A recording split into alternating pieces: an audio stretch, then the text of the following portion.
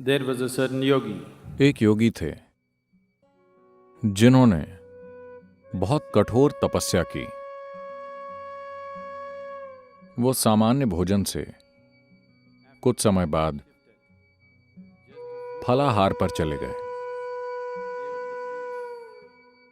और फिर फल भी छोड़कर सिर्फ पत्तों और जड़ों के आहार पर चले गए और बहुत पवित्र जीवन जीने लगे। एक दिन जब वो अपनी छोटी सी झोपड़ी के लिए छप्पर बनाने के लिए जंगल में घास काट रहे थे तो अचानक गलती से उन्होंने अपनी ही उंगली काट दी। जब उनकी उंगली कट गई तो वो ये देखकर हैरान रह गए कि उनकी कटी हुई उंगली से खून निकलने की बजाय एक पौधे या फूल का रस निकल रहा है। फिर उन्होंने बहुत संतुष्टि महसूस की कि उनकी तपस्या, उनकी साधना ने उन्हें इतना पवित्र बना दिया है कि उनके अंदर से खून निकलने की बजाय पौधे का रस निकल रहा है। इसने उनके अंदर बहुत गर्व की भावना ला दी। And this vanity took over and he started thinking, I am the purest of the yogis.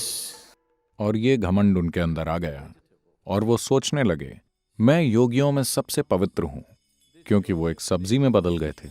Shiv ने देखा कि ये महान सिद्ध योगी इतने मामूली अहंकार के शिकार हो गए हैं, तो शिव ने एक योगी का रूप धरा और वहां से निकले।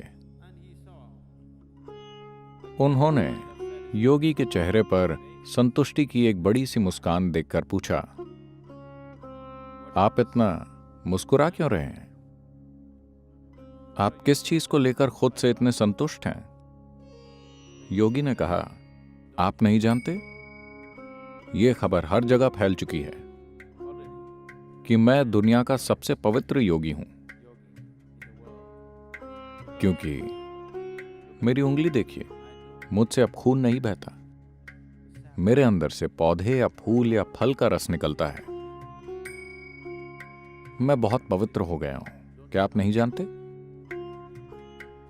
तो शिव बोले, जानवर पत्ते और जड़ खाते हैं जिनसे उनका खून और मांस बनता है।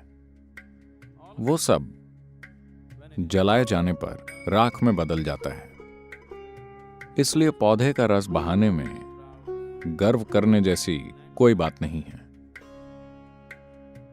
जो एक पौधा था वो एक पशु बन जाता है, जो एक इंसान या पशु या पौधा है वो आखिर में राख में बदल जाता है। मुझे देखो, वो बोले और अपनी उंगली काट दी।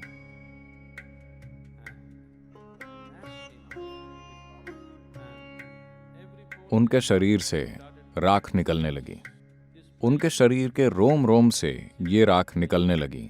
इससे ये पता चलता है कि शिव एक योगी, एक सच्चा योगी, अपना जीवन जीते हुए लगातार मृत्यु को भी जीता है, जो लगातार अपने अस्तित्व की नश्वरता के प्रति जागरूक है, जो हर समय ये जानता है कि उसके शरीर का हाड़ मांस धरती की राख है, सिर्फ वही वास्तव में पवित्र है। यही वजह है कि शिव के शरीर पर हमेशा राख दिखाई जाती है। उन्होंने अपने ऊपर राख नहीं लगाई थी, उनके शरीर के हर रोम से राख बाहर आती थी, जो उनके परम वैरागी होने का प्रतीक थी। मूल साधन ये है कि एक खास विराग हो, हर किसी के लिए अनुराग, अपने लिए विराग। अगर ये एक चीज आपके जीवन में उभरती है तो आप हर चीज को बेहतर तरीके से देख पाएंगे। अगर आप हर चीज को बेहतर देख पाएं, अगर आप जिस फर्श पर चल रहे हैं उसे बेहतर देख पाएं, तो क्या आप अधिक संतुलित होंगे?